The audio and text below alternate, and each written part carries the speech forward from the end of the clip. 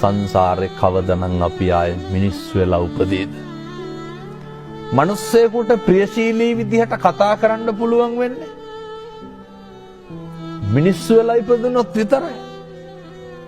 අඬ දබර වෙන්න කෑකෝ ගහන්න ඒවට ඕන තරම් ආත්ම තියෙනවා. දැන් බල්ලෙක් තව බල්ලෙක් දැක්කහම මොකද කරන්නේ?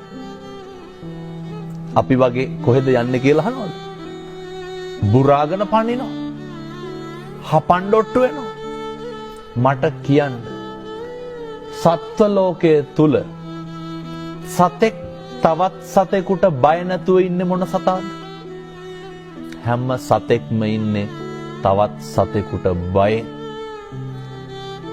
හැම සතෙක්ම ඉන්නේ තවත් සතෙකුගේ ග්‍රහණයට ලක් වෙයි කියලා නේ. පැහැදිලිද මම මේ කියන එක මනුෂ්‍ය ආත්ම භාවයේ තියෙන වටිනාකම?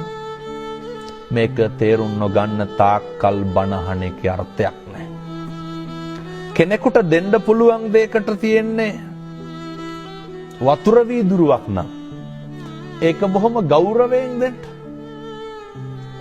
ඒක බොහොම ඕනෑකමින් දෙන්න. මෙහෙම දේශනා කරන්නට හේතුව තමයි පින්නතුනේ අපිට